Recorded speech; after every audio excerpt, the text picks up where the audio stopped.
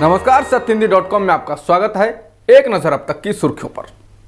अडानी के मुद्रा पोर्ट से 3000 किलो की हेरोइन पकड़ने जाने के मामले में गुजरात की एक विशेष अदालत ने जांच के आदेश दिए हैं। कोर्ट ने कहा कि क्या मुद्रा अडानी पोर्ट, उसके प्रबंधन और उसके प्राधिकारियों को 2990 किलोग्राम हेरोइन के आयात से कोई लाभ हुआ है। बता दें, 16 सितंबर को विजयवाड़ा आंध्र प्रदेश की आशी ट्रेडिंग कंपनी के नाम से ईरान के रास्ते अफगानिस्तान से आई हेरोइन को मुद्रा बंदरगाह पर जब्त किया गया था। कोर्ट ने यह भी सवाल उठाया कि इस हेरोइन की खेप को गुजरात के मुद्रा अडानी पोर्ट पर ही क्यों लाया गया, जबकि विजयवाड़ा आंध्र प्रदेश बहुत दूर है। और यही नहीं, विजयवाड़ा के चारों ओर दूसरे बंदरगाह भी हैं, जैसे चेन्नई बंदरगाह पास है। पंजाब के मुख्यमंत्री पद से इस्तीफा देने के बाद आज कैप्टन अमरिंदर सिंह बीजेपी नेता और गृह मंत्री अमित शाह के घर पहुंचे हैं। उन्होंने वहां गृह मंत्री से मुलाकात की है। ये मुलाकात ऐसे समय हुई है जब ये कयास लगाए जा रहे थे कि कैप्टन बीजेपी में शामिल हो सकते हैं। हालांकि कैप्टन बीजेपी में जाने से इनकार कर चुके हैं, लेकिन भविष्य में राजनीति के विकल्पों पर विचार करने को उन्होंने कहा था।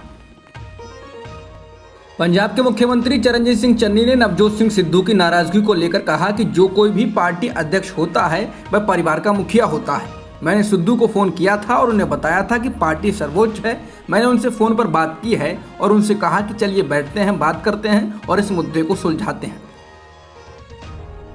पंजाब कांग्रेस के अध्यक्ष पद से इस्तीफे के बाद नवजोत सिंह सिद्धू नरम पड़ते नहीं दिख रहे हैं। उन्होंने ताज़ा बयान में कहा है कि वे आखिरी दम तक लड़ते रहेंगे। सिद्धू ने आज एक वीडियो ट्वीट कर कहा कि मेरी लड़ाई मुद्दों की है, मसले की है और पंजाब के पक्ष में एक एजेंडे की है।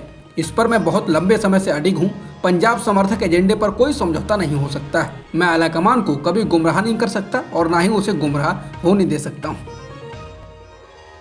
नवजोत सिंह सिद्धू ने हालिया नियुक्तियों को लेकर कहा कि मैं देखता हूं कि 6-6 साल पहले जिन्होंने बादलों को क्लीन चिट दे दी, उन्हें उत्तरदायित्व दिया गया है। मैं ना हाईकमान को गुमराह कर सकता हूं, ना ही गुमराह होते देख सकता हूं। गुरु के इंसाफ के लिए, पंजाब के लोगों की जिंदगी बेहतर करने के लिए मैं किसी भी चीज़ की कुर्बानी दूंगा।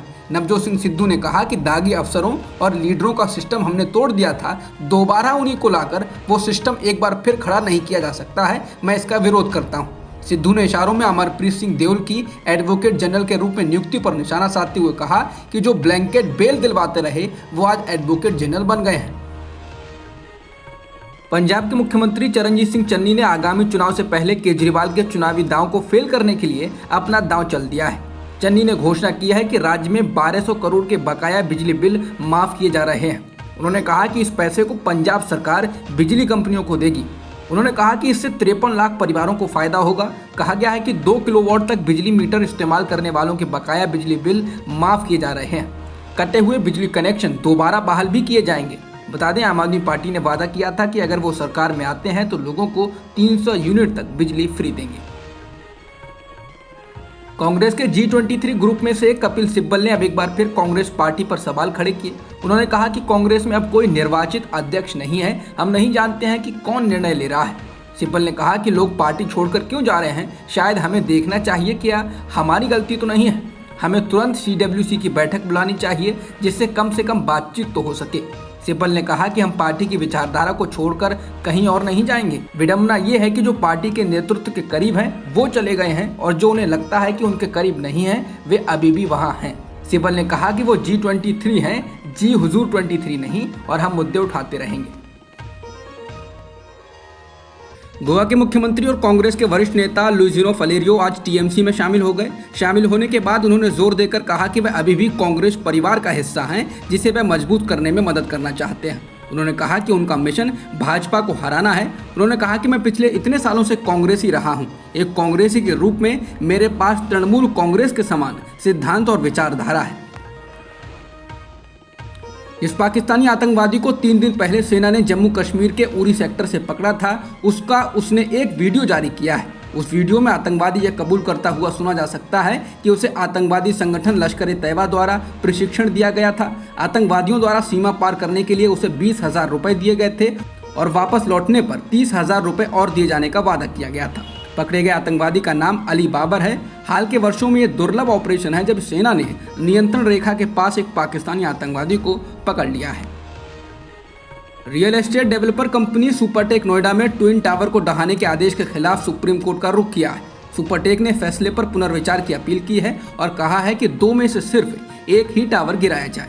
बता दें, इससे पहले 31 अगस्त को सुप्रीम कोर्ट ने एमराल्ड कॉरपोरेशन में 2 अवैध 40 मंजिला टावरों को ध्वस्त करने के इलाहाबाद हाईकोर्ट के आदेश को बरकरार रखा था।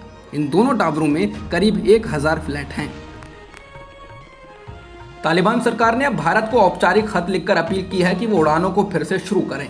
बता दें, अफगानिस्तान में तालिबान के कब्जे के बाद से दुनिया के देशों ने वहां जाने वाली अपनी उड़ानों पर रोक लगा दी थी, लेकिन अब तालिबान के अफगान सिविल एविएशन अथॉरिटी ने भारत के directorate general of civil aviation से अफगान नेशनल कैरियर्स को दोनों देशों के बीच उड़ानें शुरू करने की इजाज़त देने की अपील की।